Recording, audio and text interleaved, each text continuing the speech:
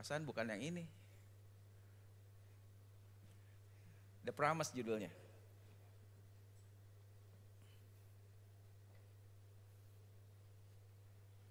Bukan ini. Nanti ya. Karena saya mau kasih lihat sebuah gambar dulu. Apa perlu saya ke sana ngecek? Foldernya mungkin salah, folder ITHB. Coba saya cek dulu ya.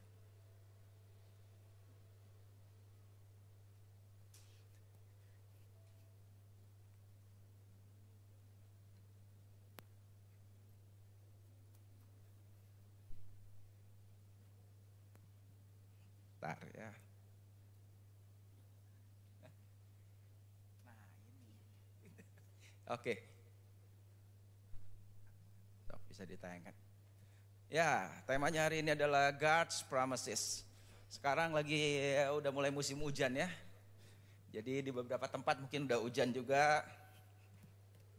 Dan kalau hujan terkadang kita bisa melihat yang namanya pelangi. Berapa banyak yang belum pernah lihat pelangi? Kelewatan lah. Makanya saya kasih lihat gambarnya. Dan pelangi adalah simbol dari janji Tuhan. Dan yang uniknya adalah bahwa pelangi sebetulnya itu ada di surga. Jadi pelangi ini sesuatu yang ada di surga, bahkan bukan cuma sekedar ada di surga, tapi ini ada di tahta daripada surga itu sendiri. Nah, ini kok nggak mau pindah juga. Warnanya merah nih. Nah, jadi di Wahyu 4 dikatakan begini. Dan dia yang duduk di tahta itu nampaknya bagaikan permata yaspis dan permata sardis. Dan suatu pelangi melingkungi tahta itu gilang gemilang bagaikan zamrud. Jadi pelangi ini bahkan ada di tahta dari surga. Jadi bukan sembarangan nih. Kenapa? Karena tahta di surga dilingkungi pelangi. Tadi pelangi adalah simbol dari janji Tuhan. Dan uniknya adalah banyak hal yang Tuhan ciptakan di dunia ini. Tapi sebetulnya pada awalnya selama 6 hari Tuhan menciptakan. Dan kemudian hari ke-7 dia beristirahat. Tapi uniknya pada waktu penciptaan Tuhan tidak menciptakan pelangi. Waktu penciptaan. Karena pelangi baru ada itu ketika ngejalan ya tuh. Ketika kejadian Nuh waktu itu. Bentar ya. Nyala gak sih? Nyala. Bisa dicek dulu. Nah, di Kejadian 9. Pelangi itu akan muncul di awan. Aku akan melihatnya. Kata Tuhan ini. Dan ingat akan perjanjian kekal antara Tuhan dengan semua yang bernyawa dan makhluk hidup yang ada di bumi. Ini kayaknya belum ditancepin kali yang belakangnya, receivernya. Udah? Soalnya warnanya merah, nggak mau nyala. Nanti akan banyak yang saya butuh. Nah, ini baru nyala. Aku akan melihatnya dan ingat akan perjanjian kekal antara Tuhan dengan semua yang bernyawa dan makhluk hidup yang ada di bumi. Jadi simbol daripada pelangi itu Tuhan sengaja ciptakan setelah kejadian Nuh. Dan buat apa Tuhan kasih pelangi padahal pelangi itu cuma ada di surga pada awalnya. Jadi sebelum kejadian Nuh dari zaman Adam sampai Nuh tidak ada pelangi di dunia. Pelangi baru ada di sini di Kejadian 9. Tuhan yang buat. Supaya apa? Aku melihatnya dan ingat akan perjanjian kekal. Jadi kalau Tuhan lihat pelangi itu sebetulnya itu bukan cuma buat kita bisa lihat. Tapi itu juga supaya Tuhan bisa lihat dan dia ingat ada sebuah perjanjian kekal. Antara Tuhan dengan semua yang bernyawa dan makhluk hidup yang ada di bumi. Firman Tuhan kepada Nuh. Inilah jaminan perjanjian yang telah aku sahkan antara aku dengan semua makhluk yang ada di bumi. Jadi inilah perjanjiannya. Dan kenapa Tuhan kasih nama Nuh? Kita tahu waktu itu semua Tuhan kasih air bah dan semua mati. Cuma Nuh dan istrinya, berapa orang yang selamat? 3 anaknya, 3 menantunya, 8 orang yang selamat. Dan apa arti kata Nuh? Dan Tuhan memberi nama Nuh kepadanya, katanya, kenapa dikasih nama itu? Anak ini akan memberi kepada kita penghiburan dalam pekerjaan kita yang penuh susah payah di tanah yang telah terkutuk oleh Tuhan. Kalau kita ingat lagi bahwa Ketika Adam ada di Taman Eden, kemudian Adam jatuh dalam dosa, dan karena Adam jatuh dalam dosa, maka Tuhan mulai mengutuk. Salah satu yang dikutuk adalah ular dikutuk, dan salah satu yang dikutuk adalah tanah. Dan Tuhan bilang dengan bersusah payah, engkau akan mengusahakan untuk dapat makan. Karena sebelumnya dengan gampangnya Adam tinggal makan, tidak pernah dia nanam. Karena Tuhan yang udah tanam semua pohon. Tuhan cuma bilang, kamu ambil aja semua makanan apa yang kamu mau. Tapi kemudian setelah dosa masuk, makanya tanah dikutuk. Dengan susah payah kamu akan berusaha untuk kamu bisa dapat makan. Dan sejak dari zaman Adam sampai zaman Nuh, orang bersusah payah, dan karena itu juga ada dosa di situ, orang tambah jahat. Dan kemudian Tuhan mengakhiri seluruh dunia, cuma disisain 8, yaitu Nuh. Tapi arti kata Nuh sendiri dikatakan di sini bahwa anak ini akan memberi kepada kita penghiburan dalam pekerjaan kita yang memang penuh susah payah di tanah yang telah dikutuk oleh Tuhan. Bahasa Inggrisnya lebih keren, lebih bagus. Karena bahasa Inggrisnya dibilang, He will give us rest from our trouble and hard works of our hand. Because of the earth which has cursed by God. Jadi lewat anak ini katanya, nama Nuh sendiri adalah dia akan bawa rest. Sebelumnya tidak ada yang Tuhan kasih rest di dunia ini.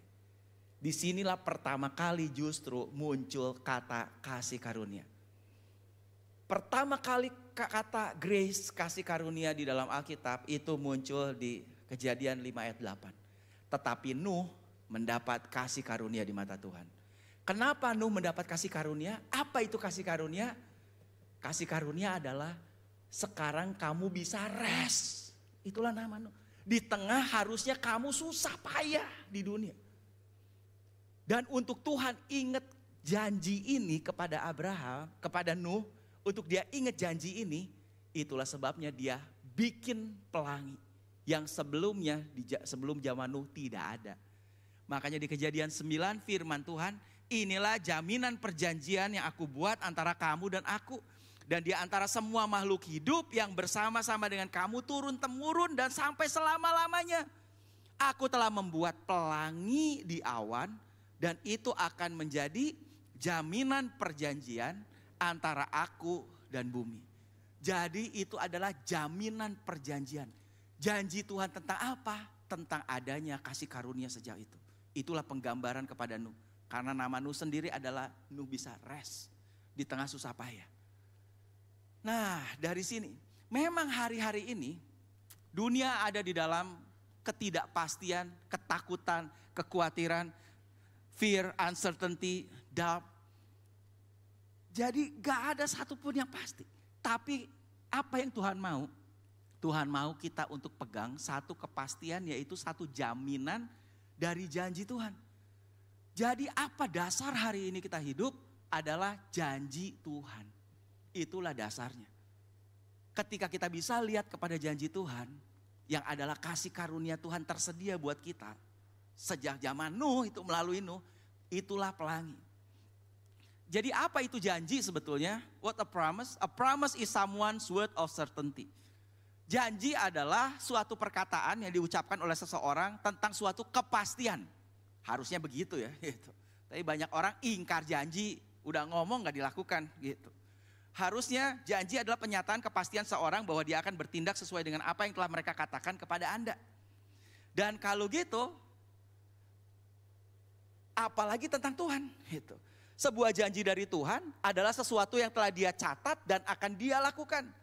Dan setiap janji Tuhan meyakinkan kita akan harapan. Itulah harapan kita hidup di tengah dunia yang susah ini. Harapannya adalah karena kita punya janji Tuhan.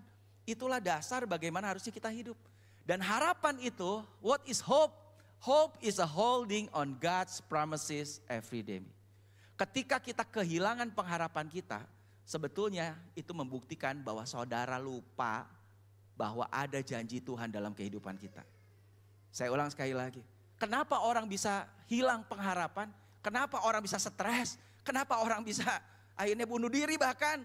Karena sebetulnya orang itu tidak punya pengharapan. Dan pengharapan adalah sebetulnya kita memegang dengan kuat-kuat bahwa ada janji Tuhan atas hidup kita.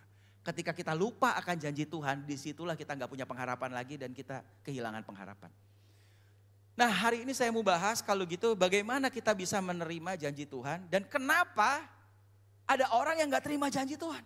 Karena sekali lagi dasar pengharapan kehidupan kita adalah semua janji Tuhan. Kenapa orang nggak terima janji Tuhan? Yang pertama, simple aja. Karena nggak tahu ada janjinya. Gimana orang bisa terima kalau dia nggak tahu? Ada satu kejadian cukup menarik, unik dan pengen ketawa tapi kasihan juga gitu. Saya pergi ke Israel dan waktu itu transit naik Emirates, transit di Dubai.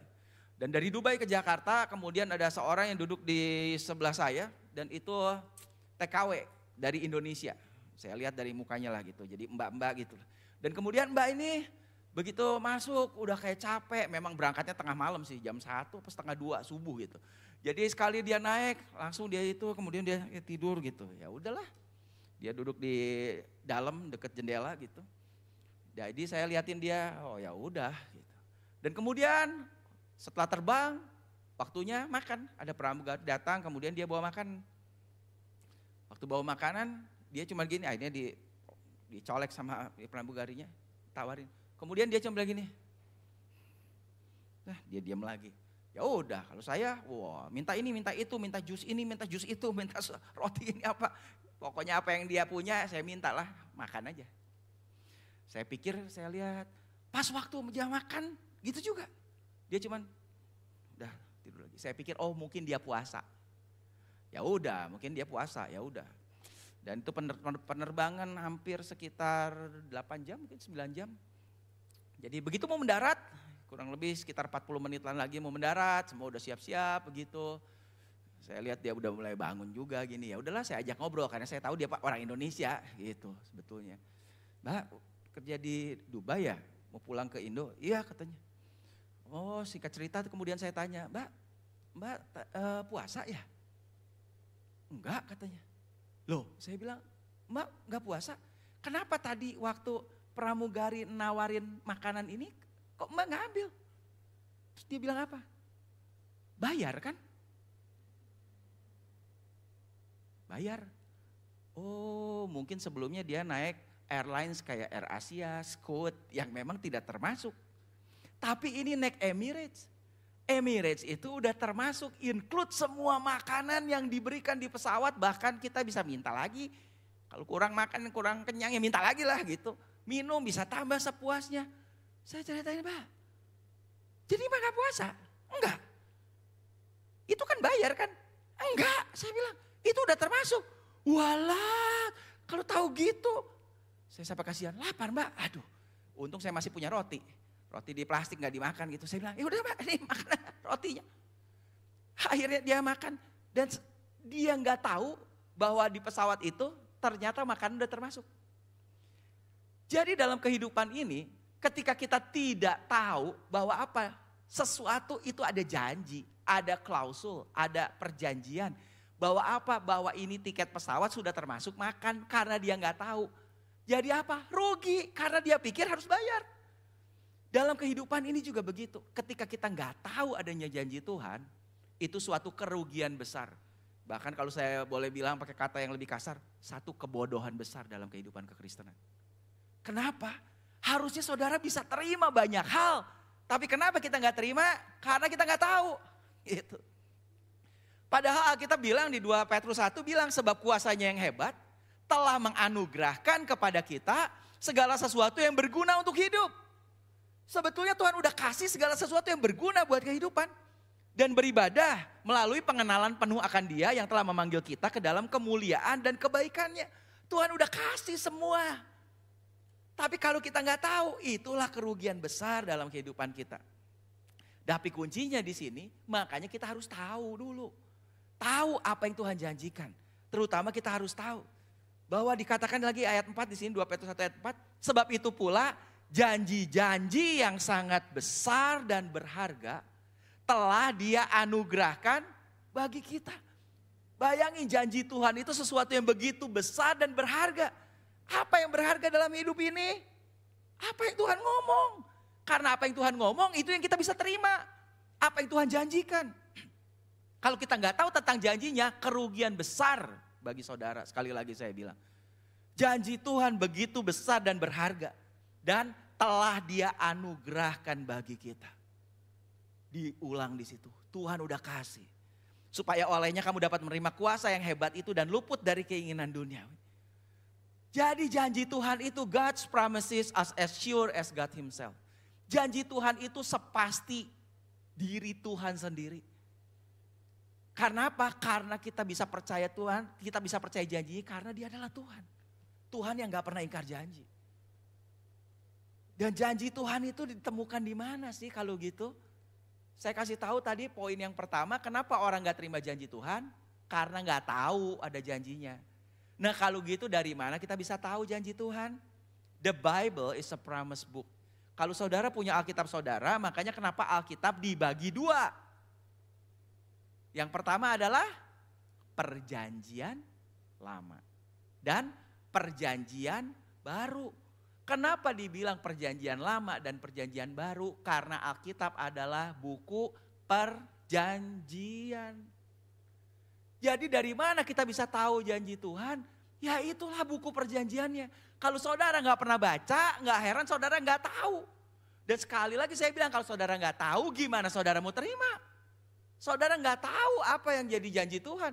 Dan kalau saudara nggak tahu dan saudara nggak terima, kerugian besar bagi saudara. Karena harusnya saudara bisa terima. Jangan sampai kayak orang ini. Harusnya dia bisa makan, dia tahan lapar. Saya pikir puasa gitu. Karena apa? Dia nggak tahu. Ada perjanjiannya. Jadi the Bible is a promise book. Itulah. Dan Tuhan itu selalu konsisten dengan firman yang tertulis. Apa yang Dia ngomong, Dia pasti akan tepati. Dan tadi udah dikatakan bahwa sebetulnya God has provided all that we need. Tuhan udah menyediakan semua yang kita butuhkan. Tahu dari mana? Baca tuh di Alkitab. Apa yang jadi kebutuhan saudara? Ada semua di Alkitab. Karena tadi ayatnya dibilang, untuk hidup Tuhan udah siapin semua di situ. Tinggal kita tahu apa enggak. God has provided all that we need.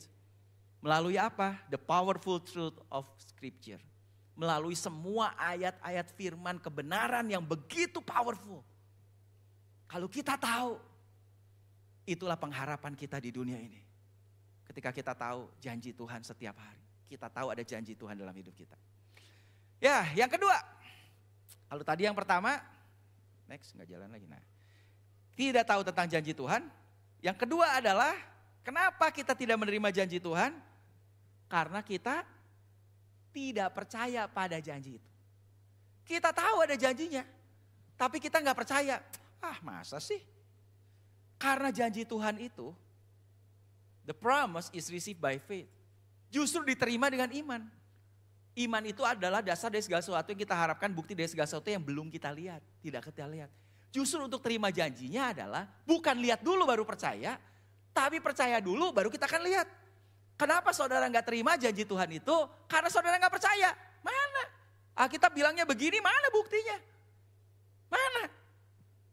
Ya kalau saudara hanya bilang begitu terus, nggak akan saudara bisa terima itu janji. Karena saudara nggak percaya dengan janji Tuhan. Ada satu orang yang namanya Charles Blondin, tahun 1859.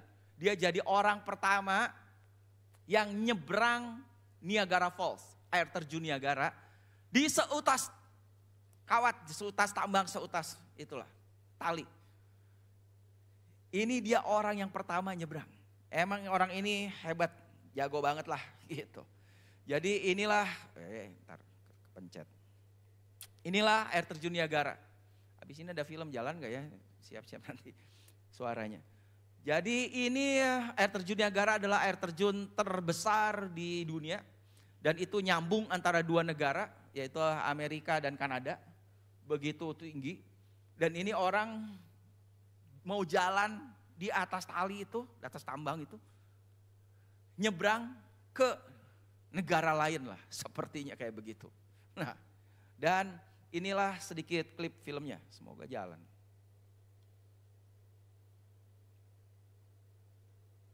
Nggak jalan, kalau nggak jalan udah manual aja.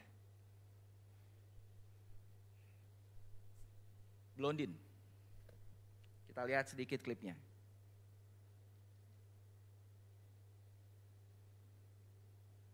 Bisa nggak?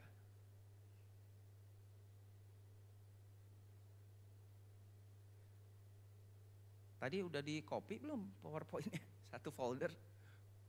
Ada di situ semua.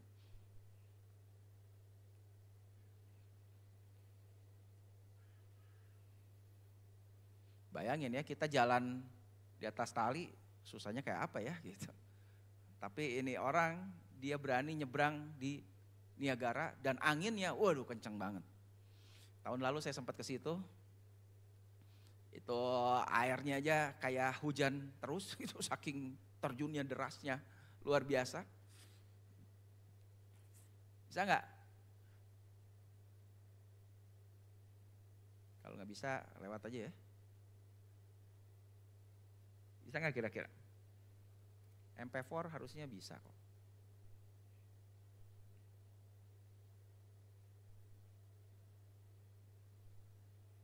Kenapa dari tadi saya lihat colok cabut belum dipindahin itu ya filenya.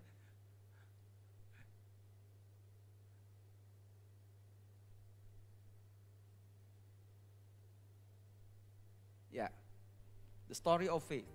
Suaranya? Di abad ke-19, makanya tahun 1800-an. The greatest tightrope walk. Namanya Charles Blondin. Juni 1859. Dia jadi orang yang pertama dalam sejarah yang jalan di tambang itu, di tightrope itu, yang menyeberangi air terjun Niagara. 25.000 orang kumpul untuk lihat dia bisa jalan. Di tambang yang kecil itu, tali yang kecil itu. Dan tanpa ada jaring pengaman. Dan dia akhirnya nyebrang dari Amerika ke Kanada. Dan dia dengan banyak orang bersorak dan teriak, ayo coba lagi. Dan dia bilang juga, iya saya akan coba lagi, bolak-balik. Dan kali ini dia bawa ini, bawa itu. Pokoknya syaulah gitulah. Dan selalu sukses.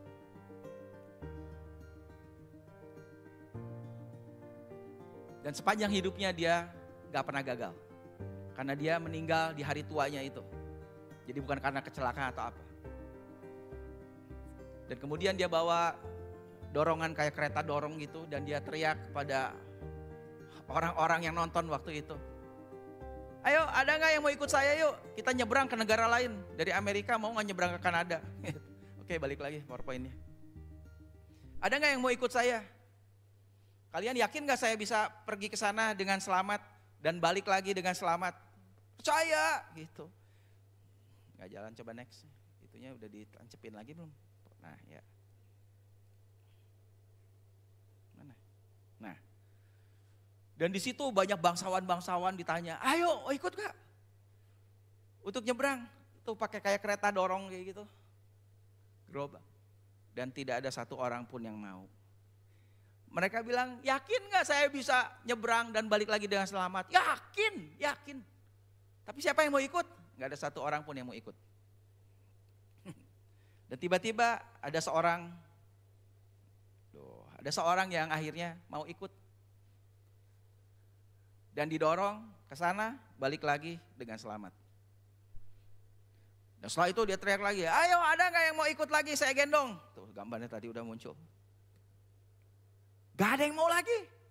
Tapi ada satu laki-laki akhirnya bilang, ya udah saya deh katanya, mau. Dan digendong akhirnya jalan ke sana dan balik lagi selamat. Luar biasa. Dan tahukah saudara siapa dua orang ini? Yang wanita itu yang didorong itu adalah mamanya. Dan siapa ini yang digendong? Manajernya. Jadi ternyata siapa dua orang ini yang terima janji Blondin untuk bawa ke negara lain dan kemudian balik lagi dengan selamat, dan mereka mau percaya pada apa yang Blondin bilang bahwa saya akan bawa kamu ke negara lain dan pulang lagi dengan selamat? Cuma mamanya dan manajernya. Kenapa mamanya percaya? Karena itu anaknya. Dia tahu betul bagaimana kehebatan daripada anaknya dan terbukti anaknya tidak pernah gagal sepanjang dia show zero kesalahannya. Makanya dia mati tua karena biasa aja, karena mati biasa. Dan satu lagi siapa? Manajernya. Karena gak ada yang mau. Sedangkan manajernya dia kemana-mana, dia tahu betul bagaimana Blondin latihan setiap hari. Dia lihat ini orang memang hebat banget. Dan dia juga mungkin pernah digendong sama Blondin waktu latihan. Jadi dia tahu betul bahwa Blondin sanggup gendong dia untuk jalan bolak-balik. Makanya ini kisah nyata nih, the real story. Jadi ternyata untuk kita bisa percaya janji, itu perlu yang namanya kedekatan. Perlu yang namanya hubungan. Kenapa tadi problem pertama orang gak terima janji Tuhan? Karena yang pertama gak tahu ada janji itu. Yang kedua, tahu ada janji tapi kita gak percaya dengan janji itu. Kenapa kita gak bisa percaya dengan janji itu? Karena kita kurang mengenal dengan orang yang membuat janji. Atau kenapa kalau kita gak percaya ke Tuhan? Karena mungkin saudara gak terlalu percaya sama Tuhan. Kenapa dia bisa percaya? Karena mamanya sama manajernya dia tahu betul siapa. Semakin kita tahu Tuhan dengan baik, semakin kita bisa percaya terhadap semua janji Tuhan. Dan semakin kita percaya, semakin kita bisa terima semua janji itu. Makanya the better we know God, the more we trust Him. Semakin kita tahu Tuhan, semakin kita bisa percaya. Semakin kita percaya, semakin kita bisa terima banyak daripada janji Tuhan. Ada satu orang pendeta namanya John Hagee, dia nulis sebuah quotes kayak gini dan dia bagus. Dia bilang gini, kenapa you will never prosper? Kamu gak akan berkelimpahan until you believe and confess that it is God's will for you to prosper. Kamu gak akan pernah berkelimpahan sampai kamu percaya.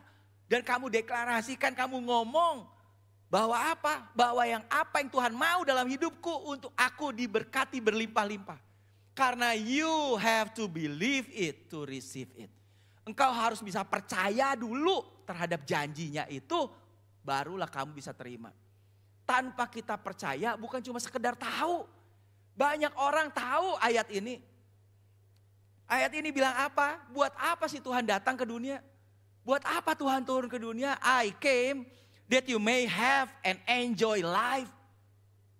Kenapa banyak orang gak enjoy dalam kehidupannya? Karena saudara gak punya hope. Apa hope tadi? Holding on God's promises. Kenapa? Padahal Tuhan bilang di sini, aku datang supaya kamu memiliki dan enjoy life. Dan menikmati kehidupan itu. Dari sini saya lihat, iya kenapa orang bisa menikmati kehidupan? Kalau dia tahu ada janji Tuhan dalam hidupnya. Jadi yang Tuhan mau adalah have and enjoy life. And have it in abundance until it overflows. Dan kamu memilikinya dalam segala kelimpahan sampai meluap katanya. Itu yang Tuhan mau. You have to believe it to receive it. Engkau harus percaya, barulah kamu akan bisa terima. Apalagi Alkitab udah bilang, kalau God has declared, pakai ed ya, past tense berarti sudah. Kalau Tuhan sudah declare you are blessed, no one can reverse it. Itu Alkitab yang bilang. Kalau Tuhan udah memberkati saudara, gak ada yang bisa merubah itu. Gak ada yang bisa berubah, itu Alkitab bilang. Tapi kalau saudara gak percaya, gimana saudara bisa terima? Itulah yang kedua. Yang ketiga sekarang, kenapa kita gak terima janji Tuhan? Bukan cuma karena gak tahu, bukan karena gak percaya, tapi yang ketiga adalah gak percaya janjinya itu adalah untuk kita. Mungkin ada janji Tuhan, tapi saudara bilang, ya Tuhan mau memberkati, itu janji Tuhan tadi bilang Tuhan akan berkati. Ya tapi mungkin buat ya Pak Tarigan ya, kalau buat saya sih, ya saya sih dari kampung, saya dari desa begini mana bisa. Jadi yang ketiga adalah tidak percaya bahwa janji itu adalah buat kita. Dan saya pernah ketemu satu orang, kita pernah berdebat, bukan berdebat lah tepatnya, berdiskusi lah. Dan ini orang padahal dia orang pintar gitu. Dan dia bilang begini, saya bilang ini kan ada janji Tuhan di Alkitab. Oh enggak, nanti dulu Pak, coba itu janjinya buat siapa? Coba itu janjinya tadi Tuhan bilang siapa? Lihat dong ini Alkitab bilang nih. Nah ini kan janji kan buat orang Israel. Ini kan bukan buat kita nih, ini buat orang Israel. Nah ini janji ini nih, ini janji buat siapa? Nah ini kan Paulus yang bilang kan, ini ayat kan ada di Korintus nih. Paulus yang bilang ini janji buat orang Korintus. Nah ini nih yang lihat nih. Oh enggak, ini kan janji buat orang Galatia nih. Jadi itu janji ini buat orang Galatia. Lama-lama saya bingung juga. Kalau gitu janji yang buat kita yang mana Pak? Kalau ini janji buat orang Israel, ini janji buat orang Galatia, ini janji buat orang Efesus, ini janji buat orang Korintus, ini janji buat si itu, ini janji buat Abraham, ini janji buat Musa, ini janji buat Daud. Memang gak salah, betul. Itu janji buat mereka semua. Tapi saya mau ajarin saudara, kalau saudara boleh gak setuju dengan prinsip saya. Apa yang ada di Alkitab itu adalah janji buat saya. Kenapa? Saya cuma bilang aja ke Tuhan, Bapak, kau kan Bapak yang baik kan? Saya kan anaknya kan. Kalau Bapak bisa kasih ke orang itu, saya mau berkat itu buat saya Pak. Kalau Bapak bisa kasih itu ke orang Israel, kalau Bapak bisa kasih itu ke orang Galatia, kalau Bapak bisa kasih itu ke orang Korintus, kalau di Alkitab dicatat Tuhan bisa kasih itu ke orang Efesus, kalau saya minta janji itu boleh gak Pak? Dan Alkitab bilang apa? Ada gak Bapak yang baik yang kasih ular kalau anaknya minta roti katanya? Yang kasih kalajengking kalau anaknya minta telur? Bukankah dia Bapak yang baik? Kalau buat saya semua janji Tuhan adalah janji buat saya. Titik, selesai. Saudara gak setuju? Gak apa-apa. Saya bilang. Karena yang ketiga problemnya menurut saya adalah bukan orang gak tahu janjinya. Dia tahu tuh janjinya. Ahli teologi ini. Dan dia juga percaya itu janji. Iya, tapi apa? Yang ketiga nih. Dia gak percaya itu janji buat dia.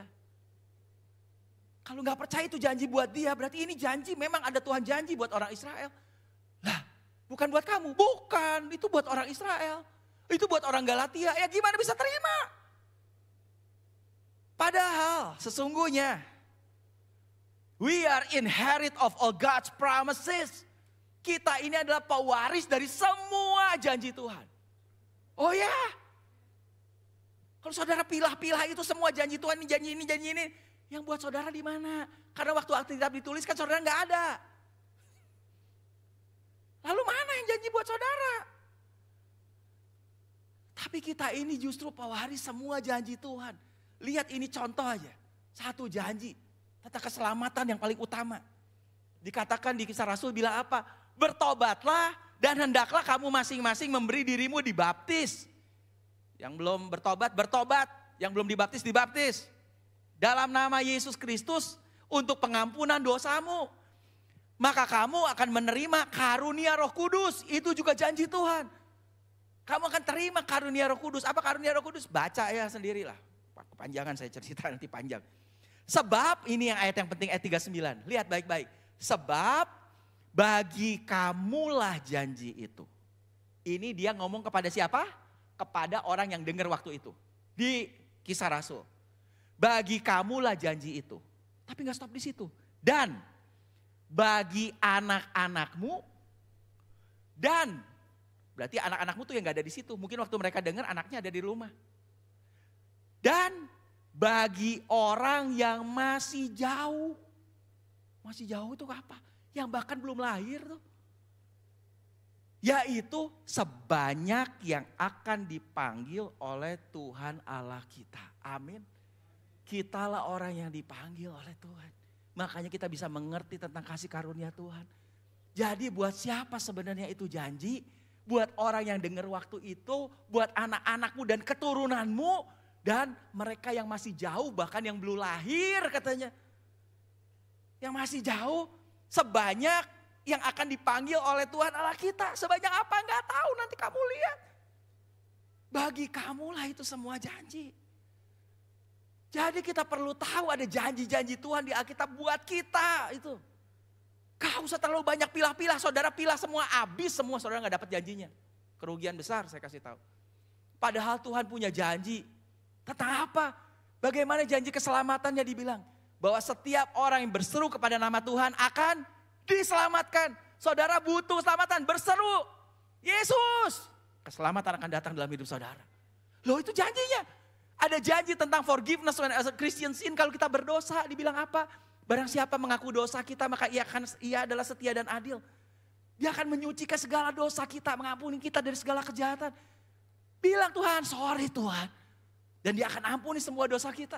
Ada janji bagaimana Tuhan akan kerja di tengah segala sesuatu yang sulit dalam kehidupan kita. Karena di Roma bilang bahwa dia selalu turut bekerja dalam segala sesuatu mendatangkan kebaikan. Itu janji Tuhan, luar biasa. Bagaimana Tuhan janji bahwa dia jawab doa. Makanya Tuhan bilang mintalah maka akan diberikan kepadamu. Carilah maka kamu akan mendapat. Ketuklah maka pintu akan dibuka buat kamu katanya. Itu janji Tuhan yang luar biasa buat Tuhan selalu dengar apa yang saudara doakan. Jangan bilang aduh Tuhan mah tuli saya udah doa lama kok gak dijawab-jawab ya. Tuhan dengar. Cuman mungkin apa yang saudara doakan mungkin tidak sesuai dengan apa yang jadi rencana Tuhan atas hidup saudara. Itu aja. Tapi ini janji Tuhan bahwa Tuhan selalu dengar doa kita. Dan ada janji tentang the promise of overcoming. Bagaimana kita akan menang di semua pencobaan. Karena pencobaan-pencobaan yang kamu alami adalah pencobaan biasa. Tidak melebihi kekuatan kamu. Karena Tuhan adalah Tuhan yang setia. Dia akan memberikan jalan keluar di tengah semua masalah pencobaan saudara. Amin. Itu yang Tuhan janji. Kalau dia bilang dia akan berikan jalan keluar kita akan terima. Amin. Janji Tuhan begitu luar biasa. Ada janji lagi tentang bagaimana dia menyertai kita. Sekali-kali aku tidak akan meninggalkanmu. Aku akan bersama dengan kamu senantiasa sampai akhir zaman. Janji Tuhan untuk penyertaan kita. Janji Tuhan bagaimana dia akan memenuhi semua yang kita butuhkan. And God will supply all your needs. Tuhan akan memenuhi segala kebutuhanmu menurut kekayaan dan kemuliaannya. Wow. Apa yang saudara butuhkan percayalah. Ini janji Tuhan buat kita. Bagaimana the promise of the future. Tentang masa depan. Tuhan bilang, aku tahu rancangan apa yang ada daripadaku mengenai kamu. Rancangan damai sejahtera, bukan kecelakaan. Hari depan penuh harapan, amin. Masa depan kita luar biasa dalam Kristus. Itu janji Tuhan. Bagaimana janji Tuhan tentang peace in the midst of the storm. Di tengah badai, Tuhan bilang apa? Damaiku kutinggalkan bagimu, damai sejahteraku. Itu ada, berarti apa? Tenang aja. Karena aku nyertai kamu terus. Bagaimana janji yang terakhir, misalnya contohnya ini janji tentang surga. Janji yang luar biasa, aku pergi untuk menyediakan tempat bagimu. Tapi aku akan datang lagi untuk menjemput kamu dan membawa kamu ke tempatku. Supaya di tempat di mana aku berada, kamu pun berada di situ. Amin. Ada janji surga yang begitu luar biasa. Jadi inilah penyebab kenapa orang gak terima janji Tuhan. Dan yang terakhir, ini yang terpenting. Kalau yang pertama tadi orang gak tahu. Gara-gara gak tahu ya gimana bisa dapat orang gak tahu. Tapi ada yang tahu. Tapi dia gak percaya. Yang ketiga, dia gak percaya bahwa janji itu buat dia. Dia pikir itu buat orang lain, bukan buat saya. Tapi yang keempat, ini yang paling utama. Tidak percaya bahwa justru kita sudah menerima janjinya. Banyak orang berpikir, iya sih janji Tuhan ada. Tapi kan gimana caranya saya bisa dapat ya? Iya sih memang ini janji Tuhan buat aku. Tapi kan mungkin aku harus begini, begitu, lakukan ini, lakukan itu. Untuk aku bisa dapat tuh. Tidak, saya mau kasih tahu yang keempat. Karena sebetulnya Tuhan sudah kasih semua janjinya itu. God has made a great many promises. Tuhan sudah buat banyak janji-janji yang luar biasa. And they are all yes. Dan semuanya adalah ya. Karena apa? Because of what Christ has done. Karena apa yang Kristus sudah lakukan. Makanya semua janji-janjinya itu ya katanya. Oleh sebab itu melalui Kristus kita berkata amin. Buat apa? We want God to receive glory. Karena kita mau Tuhan yang terima kemuliaan itu. Karena apa? Kalau Tuhan sudah janji. Sudah berikan itu janji. Apa yang Tuhan mau untuk kita terima. Dan berarti nama Tuhan dimuliakan lewat apa yang kita terima. Amin. Sama kayak saudara kasih kaos lah misalnya ke orang. Yang paling happy adalah apa? Ini anak saya baru cerita kemarin. Kasih ke gurunya waktu ulang tahun itu. Dan kemudian gurunya pakai. Ini yang dikasih nih sama Jenny. Wih senengnya. Kenapa? Kita dapat kemuliaan karena kita berikan. Dan apa yang kita berikan dipakai sama orang itu. Kalau Tuhan udah berikan kepada kita janjinya. Apa yang Tuhan begitu mau? Karena aku udah kasih. Kenapa kamu gak bisa terima? Kenapa kamu kok gak terima ya? Padahal problemnya bukan di Tuhan. Karena Tuhan udah kasih. Problemnya karena 4 poin tadi, 3 poin tadi. Karena saudara gak tahu, saudara gak percaya. Saudara gak percaya itu buat saudara. Akhirnya apa? Apa yang Tuhan kasih tidak jadi kemuliaan buat Tuhan. Karena saudara gak terima. Tapi yang Tuhan mau adalah ayatnya ini bilang gini. We want God to receive glory. Ketika kita bisa terima janjinya itu, justru disitulah Tuhan dimuliakan lewat itu semua. Makanya yang keempat, saudara perlu tahu bahwa kita sudah terima itu janji. Saya pernah cerita ini di sini. Tapi saya cerita ulang karena ini bagus sekali. Dan anaknya ada di sini soalnya. Waktu anak saya pengen piaraan gitu, pet. Saya selalu bilang no, bahkan sampai hari ini masih no. Itu. Pengen pelihara anjing, saya bilang pelihara anjing gimana, pelihara guguk. Itu pelihara ikan aja mati, gak dikasih makan. Ya udahlah kalau gitu, yang kecil aja lah. Ini kalau mati kan ya agak murah, pelihara hamster aja. Enggak, saya bilang. Nanti juga gak dikasih makan dan terbukti. Gak dikasih makan lah, enggak, saya bilang. Dan selama setahun kita itu ada mesbah keluarga, jadi setiap malam itu kita baca Alkitab. Dan setelah baca Alkitab kita doa bergilir semua, istri sama anak saya. Dan setelah itu baru tidur. Dan setiap malam dia selalu berdoa dan selalu bilang apa, Tuhan saya mau hamster. Aduh kata saya ini pakai orang ketiga nih, pengen hamster laporan ke Tuhan didoain biar kedengeran. Karena minta ke saya gak kasih. Setahun dia selalu berdoa itu. Dan waktu mau ulang tahun istri saya tanya mau kasih apa ya hadiahnya ya.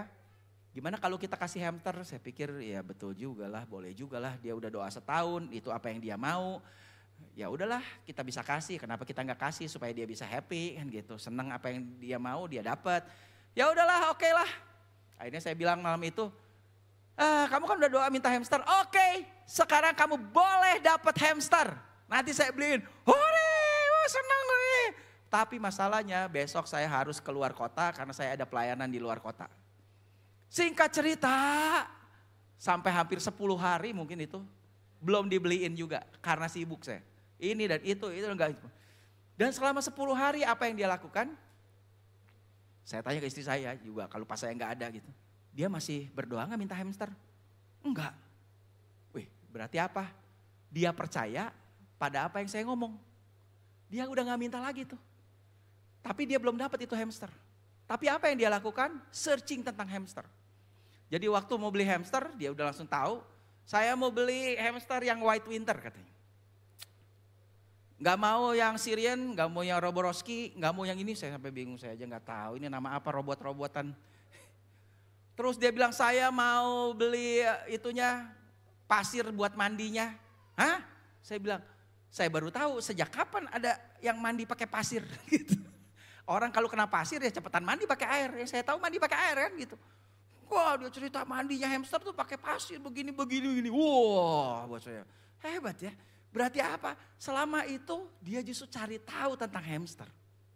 Dan singkat cerita setelah 10 hari akhirnya ya udahlah saya beliin. Adanya kepengen juga ya udahlah adanya saya beliin juga lah. Jadi masing-masing dapat 1 hamster. Tapi hari ini kurang dikasih makan. Ternyata betul. Jadi mau doa sampai kapan minta guguk, minta anjing mungkin enggak. Udah terbukti. Nah yang menarik adalah begini. Dan dia senang tuh. Setelah 10 hari dia baru dapat. Sebetulnya saya mau tanya saudara. Menurut saudara kapan dia dapat itu hamster? Apakah ketika dia pegang ini hamster di tangan dia? Atau ketika saya ngomong bahwa kamu boleh dapat hamster. Kamu kamu dapat hamster. Saya akan kasih kamu hamster. Kapan dia terima itu? Kalau saudara bilang, ya kalau belum kelihatan sih berarti ya belum dikasih dong. Kapan saya terima? Ya kalau saya udah lihat dong di tangan.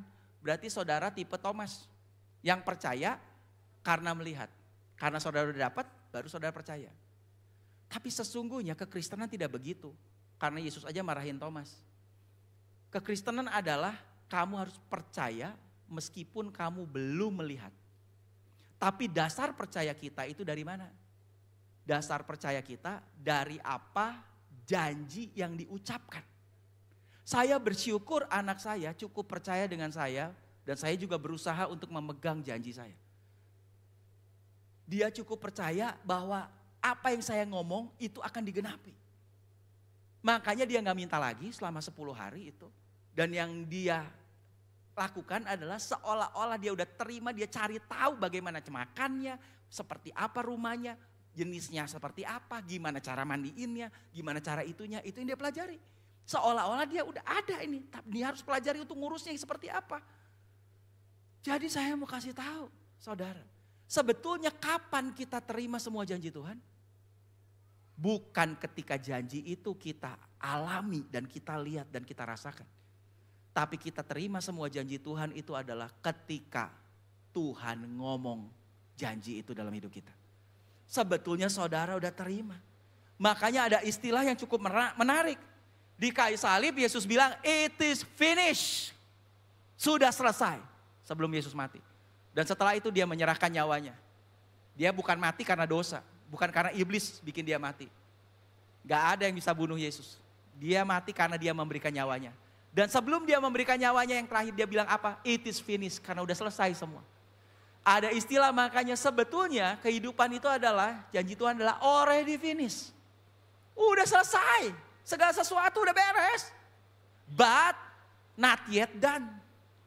Udah selesai. Janji Tuhan itu Tuhan udah kasih buat kita. Tinggal apa? Tapi kan belum rampung. Belum rampung semuanya. Tinggal kita apa? Alamilah langkah demi langkah, step by step dari semua apa yang Tuhan sudah selesaikan dalam hidup kita. Gitu juga dengan janji Tuhan. Semua janji Tuhan adalah ya dan amin dalam kehidupan kita. Amin. Tapi kenapa kita belum terima? Bukan kita enggak bisa terima, bukan itu bukan buat kita.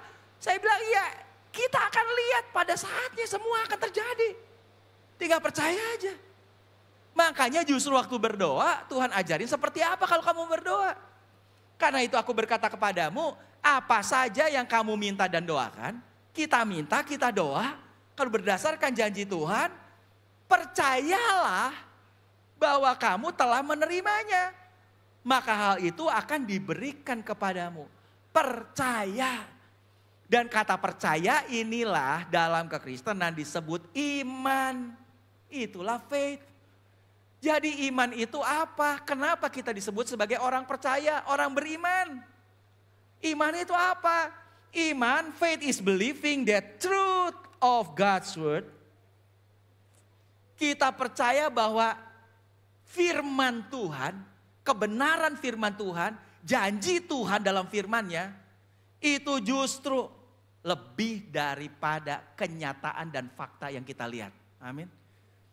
Jadi fakta yang kita lihat, tapi kan kenyataannya begini. Ya tapi kan Tuhan bilang janjinya begini. Sebetulnya mana yang betul? Kebenaran Tuhan di atas daripada fakta. Karena fakta bisa berubah. Tapi janji Tuhan, ya dan amin tidak bisa berubah. Kalau Tuhan bilang oleh bilur-bilurku kamu sudah sembuh. Tapi faktanya kita sakit. Sakit kan bisa berubah. Tapi kebenaran firman tidak bisa berubah. Kalau oleh bilur-bilur Yesus kamu sudah sembuh. Tapi kau belum. It's already finished. Meskipun belum done. Kita tinggal percaya aja. Kebenaran di atas daripada fakta. Dan kita baru akan terima. Makanya iman itu apa definisinya Ibrani 11? Iman adalah confidence. Satu keyakinan. That what we hope for will actually happen. Bahwa apa yang kita harapkan sesuai dengan apa yang janji. Karena apa pengharapan kita? Dari janji itu. Kalau Tuhan janji, itulah pengharapan. Tadi hope apa kan? Hope adalah itulah pengharapan terhadap janji Tuhan setiap hari. Kalau dasar pengharapan kita dari janji, itu pasti terjadi. Confidence that what we hope for will actually happen. Bahwa pada akhirnya akan jadi kenyataan. Karena Tuhan udah ngomong. Itu aja yang kita pegang. And it give us assurance about things we cannot see. Dan disitulah kita dapat satu keyakinan, asuransi, garansi, assurance, keyakinan. Bahwa apa yang kita belum lihat, pada akhirnya kita akan lihat jadi kenyataan. Amin. Itulah iman. Dan siapa yang kerjakan itu semua? God made the promise. Tuhan yang bikin janji itu. Dan Yesus katanya, makanya tadi dibilang dalam Kristus Yesus, dalam Yesus. Christ fulfill the promise. Dialah penggenapan dari janji itu. Semua janji Tuhan ya dan amin dalam Kristus Yesus. Dialah penggenapannya. Dan Roh Kudus itulah became the promise blessing. Dan Roh Kudus itulah yang akan merealisasikan yang dalam kita. Ingetin, makanya Yesus bilang apa? Dia yang akan mengingatkan segala sesuatu yang telah kuajarkan, yang telah aku ngomong. Berarti ngomong itu janji, apa yang aku telah janjikan dalam hidup kamu. Roh Kudus untuk kamu bisa terima. Karena apa? Kalau kita nggak tahu, kita nggak percaya. Tadi saya bilang kita nggak percaya itu buat kita, kamu nggak akan terima. Makanya Roh Kudus yang dalam kita akan ingetin semua janji itu dan bikin kita bisa percaya pada janji itu. Itulah Roh Kudus. Dan kita tinggal apa? Enjoy the blessing. Kita tinggal terima janji itu. Tidak perlu diusahakan apapun. Itulah kasih karunia. Saudara nggak perlu lakuin apapun untuk saudara terima janji itu. Cukup cuma apa? Percaya aja terhadap janji itu. Ada satu klip lagi. Oh belum, di sini dulu. Ini terakhir. Makanya dan dalam semuanya itu. Aku lebih dari pemenang oleh Yesus yang telah mengasihiku. Siapa sebetulnya seorang pemenang itu? Seorang pemenang itu adalah mereka yang percaya semua janji itu. Karena Tuhan udah bilang tuh di sini. Kalau anaknya aja udah dikasih. Dan bersama dengan Yesus telah diberikan segala sesuatu. How shall he not give him also freely give us all things? Gimana dia gak akan kasih segala sesuatu buat kita. Jadi ketika kita tahu ini, kita terima ini, itulah kita lebih dari pemenang. Next, gak bisa pencet. Next. Belum. Nah, Makanya dibilang di sini, sebab semua yang lahir dari Allah mengalahkan dunia. Dan inilah kemenangan yang mengalahkan dunia, iman kita. Percaya. Justru ketika saudara punya percaya terhadap semua janji Tuhan. Saudara lebih dari pemenang. Siapa lebih dari pemenang itu? Pemenang adalah orang yang bertarung. Kemarin Mike Tyson kalah dalam pertarungan. Ya iyalah umur 58. Beda umur sama musuhnya 31 tahun. Karena musuhnya baru umur 27. Lawan 58. Kalah lah dia. Jadi kalau dia yang menang, ya itulah pemenang. Kalau dia yang lakukan pertandingan itu. Siapa yang lebih dari pemenang? Yang lebih dari pemenang adalah istrinya dari si Jack itu. Kenapa? Enggak bertanding dapat duitnya. Karena Mike Tyson aja itu dibayar 300 miliar rupiah loh. Kalah padahal. Itu. Apalagi yang menang. Jadi siapa yang lebih dari pemenang? Yang lebih dari pemenang adalah ketika nggak ngapa-ngapain, tapi dapat semua itu. Makanya Tuhan bilang, kenapa kamu lebih dari pemenang? Karena Yesus mengasihi kamu. Kenapa kamu lebih dari pemenang? Karena Yesus mengasihi kamu. Karena kamu nggak ngapa-ngapain, kamu udah terima semuanya. Janji itu. Dan apa yang bisa ngalahin dunia? Yang bisa ngalahin dunia adalah iman kita. Apa iman kita? Iman adalah ketika kita percaya semua janji Tuhan adalah ya dan amin. Kalau saudara percaya semua janji Tuhan, saudara lebih dari pemenang di dunia ini. Karena apa? Karena tadi lihat janjinya begitu luar biasa. Kita udah terima semua, apa yang saudara gak bisa terima? Saudara jadi hidup berkemenangan di dunia ini. Dan saudara lebih dari pemenang. Karena apa? Yesus begitu mengasihi kita. Dia udah kasih semuanya. Masalahnya cuma satu, mungkin kita gak percaya. Itu aja. Kita lihat satu klip dulu. Klip yang terakhir.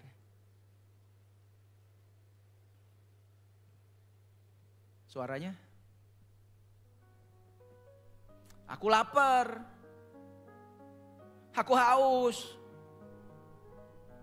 Aku gak punya apa-apa. Gak ada yang mau nolongin aku. Aku di sini untuk nolong kamu anakku katanya. Siapa? Ikut aku dan aku akan cukupkan semua keperluan kebutuhanmu. Kenapa saya harus ikut? Gimana kalau saya gak ikut? Tiba-tiba jatuh. Roti dari langit. That's grace. Apa yang dia lakuin? Dan ditanya, oh little faith, why are you so afraid? Iman kecil, kenapa kamu begitu takut? Iya sih, sekarang aku udah gak lapar lagi. Karena udah ada yang kasih makan. Tapi sekarang aku butuh air. Aus. Nah itu pakai batu itu, lempar tuh. Ke bukit batu itu. Oh kamu lagi yang nyuruh. Tapi saya pernah coba kok sebelumnya. Udah pernah nyoba. Dan gak terjadi apa-apa.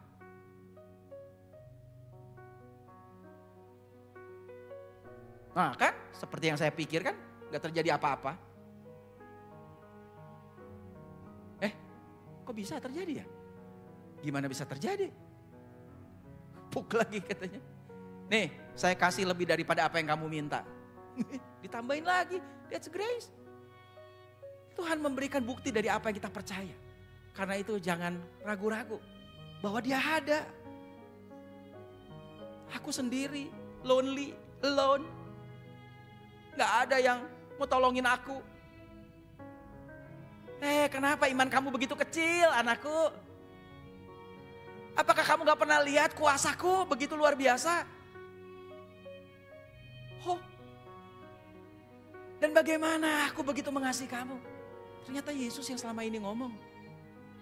Karena aku udah bilang kalau kamu melayani aku, kamu gak akan pernah lapar dan haus lagi. Dan aku gak akan pernah membiarkan kamu sendiri. Aku akan ngisi semua kekosongan itu.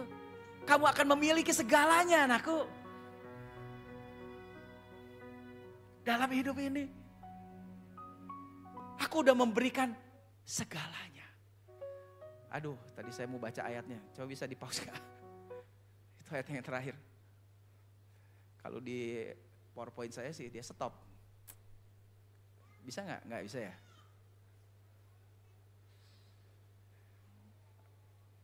Coba dicepetin terus di-pause di ayat yang terakhir.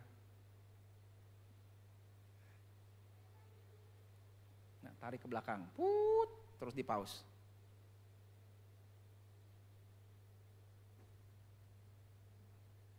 Terus terakhir lagi. Ya siap pause.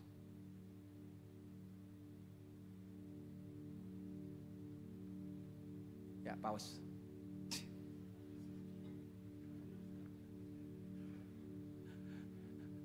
Udahlah PowerPoint aja, udahlah kita tutup aja.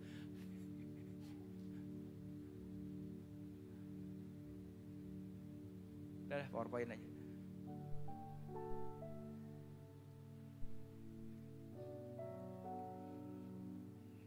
Di Ibrani dibilang, bagaimana kita bisa nyenangin Tuhan?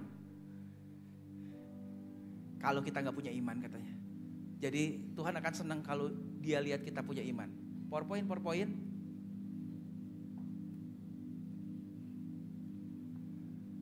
Little faith says, iman yang kecil, dia bilang apa? God can do it. Tuhan bisa melakukan itu. Tapi iman yang besar justru berkata, God will do it. Tuhan akan melakukan itu. Kenapa? Iman yang kecil cuma tahu bahwa Tuhan sanggup sih. Tapi tukang parkir juga tahu Tuhan sanggup. Gak ada lebih hebatnya kalau saudara cuma tahu bahwa ada Tuhan yang sanggup untuk melakukan. Dan belum berarti kalau saudara tahu bahwa Tuhan sanggup melakukannya, saudara pasti akan terima itu. Tapi naikin iman kita. Bahwa apa? Kita bilang bahwa God will do it. Tuhan mau melakukannya. Tuhan mau melakukannya bagiku paling enggak. Itu poin ketiga. Tapi saya ajak kita poin yang keempat. The great faith, iman yang begitu besar itu berkata, God has already done it. Tuhan sudah melakukannya bagiku. Itulah iman yang luar biasa. Tuhan sudah lakukan.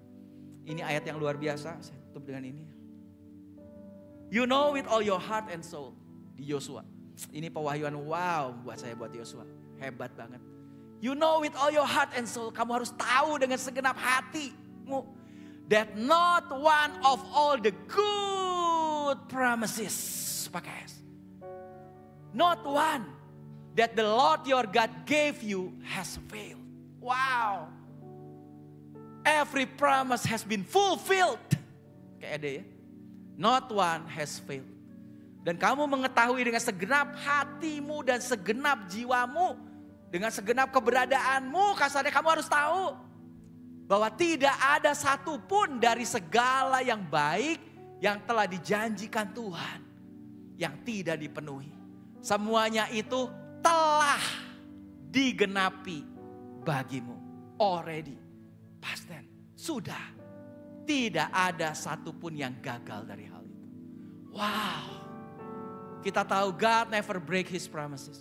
Dan kita tahu siapa Tuhan. Dia tidak pernah melanggar janjinya sendiri. Dia selalu Tuhan yang pemegang janji. Makanya kehidupan ini sebetulnya apa? Kehidupan ini adalah let us hold fast the confession of our hope. Dari pengharapan kita, marilah kita teguh berpegang pada pengakuan tentang pengharapan kita. Without wavering, jangan terombang-ambing. For he who promised is faithful. Sebab ia yang menjanjikannya setia. Dia pasti akan menggenapi apa yang dia janjikan. Makanya dasar kehidupan kita adalah God's promises are a strong foundation. You can build your life on them.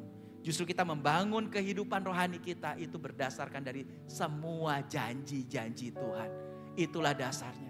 Paling tidak ada 7 hal yang saudara perlu tangkap, perlu tahu. Ini janji yang luar biasa, ini janji yang besar yang Tuhan janjikan dalam hidup kita. Ketika kita lemah, Tuhan bilang, I am your strength. Akulah kekuatanmu. Ketika kita lemah, kita tahu kita punya Tuhan yang jadi kekuatan kita. I will never leave you. Dan Tuhan janji gak akan pernah ninggalin kita. And I have plan for you to prosper. Aku punya rancangan. Damai sejahtera bukan kecelakaan dan hari depan yang penuh harapan berkelimpahan dalam hidup kita. I hear your prayers. Bahwa aku selalu mendengar setiap doa yang kau sampaikan. Setiap keluhan, permintaan. Aku dengar kata Tuhan. And I will fight for you. Tengah semua masalah, Tuhan yang akan berperang ganti kita. And I will give you peace. Aku akan memberikan damai sejahtera dalam hatimu.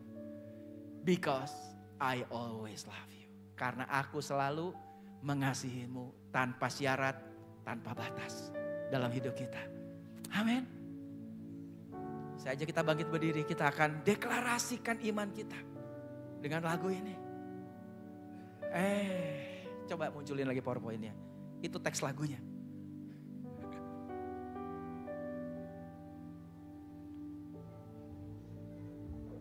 Ku percaya Kau Tuhan yang tak pernah gagal, menjadikanku lebih dari pemenang. Ku percaya Kau Tuhan yang tak pernah lalai, menepati janji-janjimu. Kita deklarasikan lagi nih. Ku percaya Kau Tuhan yang tak pernah gagal, menjadikanku lebih dari pemenang. Ku percaya Kau Tuhan yang tak pernah lalai, menepati janji-janjimu.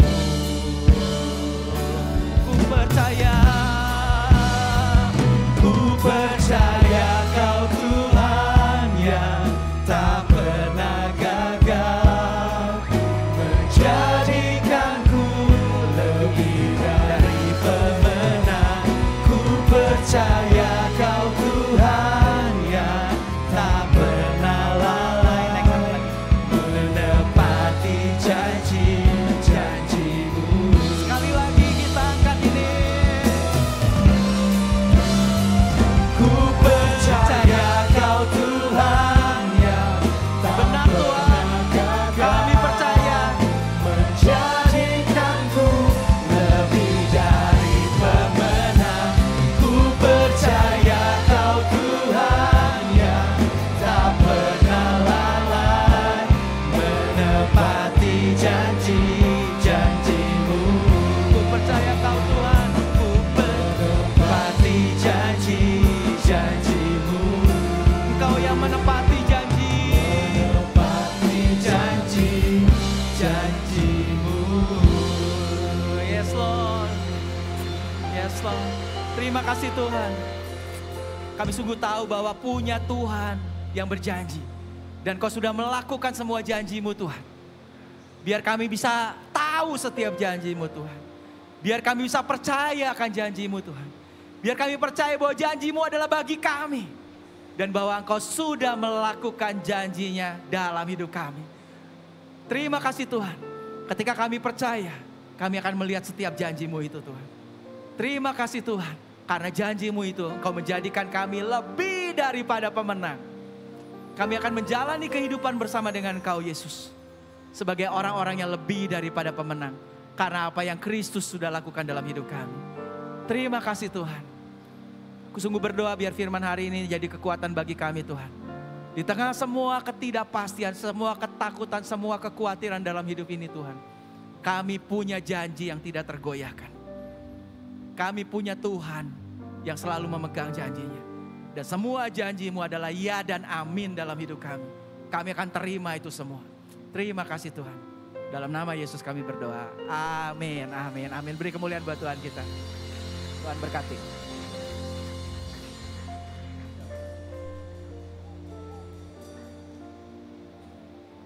Ya, Bapak Ibu diberkati, amin.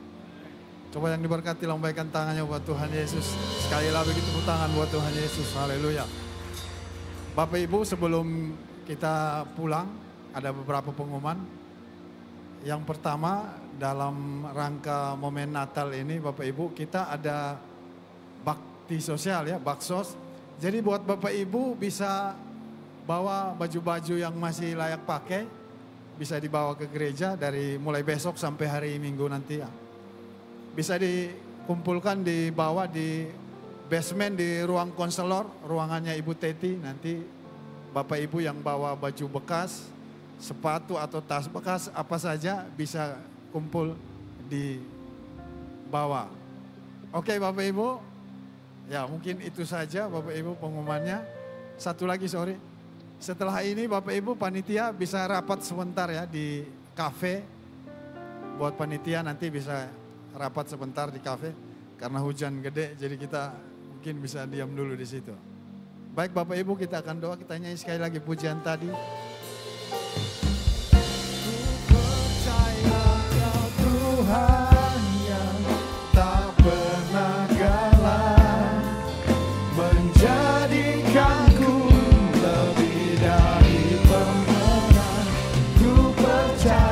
Kau Tuhan yang tak pernah lelah, menepati janji-janji-Mu. Ku percaya Kau Tuhan yang tak pernah gagal, menjadikanku lebih dari pemenang. Ku percaya Kau Tuhan yang tak pernah laras, menepati janji-janji-Mu, menepati janji-janji-Mu, menepati janji-janji-Mu. Kasih tepuk tangan yang meriah buat Tuhan Yesus, haleluya. Tuhan Yesus kami bersyukur buat pagi menjelang siang hari ini. Kami sangat diberkati dengan firman Tuhan yang sudah disampaikan oleh hamba-Mu Pak Samuel Aswardi. Terima kasih Tuhan untuk firman Tuhan yang luar biasa. Engkau berkati hamba-Mu ini dalam setiap pelayanannya. Tuhan terus pakai dan Tuhan terus jadikan berkat dimanapun beliau melayani. Ada banyak orang yang diberikan pemahaman-pemahaman yang baru tentang firman Tuhan. Ada banyak orang yang mendengar firman Tuhan. Ada banyak orang yang diselamatkan. Berkati istri dan anak-anaknya, berkati keluarganya Tuhan. Terima kasih Tuhan. Kami juga berdoa buat semua jemaat Tuhan di tempat ini Tuhan. Mungkin ada yang sakit, ada yang sedang dalam pergumulan, ada yang sedang dalam tantangan kehidupan. Kami berdoa dan apa yang sudah kami dengar pagi hari ini menjelang siang hari ini. Bahwa firman Tuhan dapat kami percaya, firman Tuhan dapat kami harapkan, dapat kami andalkan Tuhan. Kami berdoa dalam nama Yesus supaya setiap jemaat Tuhan di tempat ini memegang kuat-kuat janji Tuhan. Sehingga sekalipun melewati badai-badai yang akan terus datang dalam kehidupan, Kami percaya semua bisa melewati, bisa melaluinya, dan akan lebih dari pemenang. Karena Tuhan Yesus beserta dengan semua jemaat-Mu di tempat ini. Yang sakit, Tuhan jamah dan sembuhkan Tuhan. Kami percaya 2000 tahun yang lalu Engkau sudah bayar lunas semua sakit kami di kayu salib. Dan Engkau katakan sudah selesai. Dan kami juga percaya oleh bilur-bilur darah Yesus, semua yang sakit sudah disembuhkan. Terima kasih Tuhan Yesus. Terima kasih, kami berkati daerah ini, kami memberkati kota Bandung ini, kami memberkati Jawa Barat, bahkan kami memberkati Indonesia. Biar Indonesia terus dilaut oleh Tuhan. Terima kasih Tuhan Yesus. Berkati Bapak Gembala dan Ibu, Wakil Gembala dan Ibu, dan semua para pelayan di tempat ini Tuhan. Terima kasih, sebentar kami mau pulang. Bapak Ibu bukalah kedua tanganmu, pulanglah dan terimalah berkat dari Tuhan. Kiranya kasih karunia dari Allah Bapa di sorga, cinta kasih dari Tuhan Yesus, dan penyertaan Roh Kudus menyertai kita semua dari siang hari ini sampai Yesus menjemput kita semua. Mari yang terima berkat Tuhan, katakan bersama-sama dengan saya, amin. Selamat hari Minggu Bapak Ibu.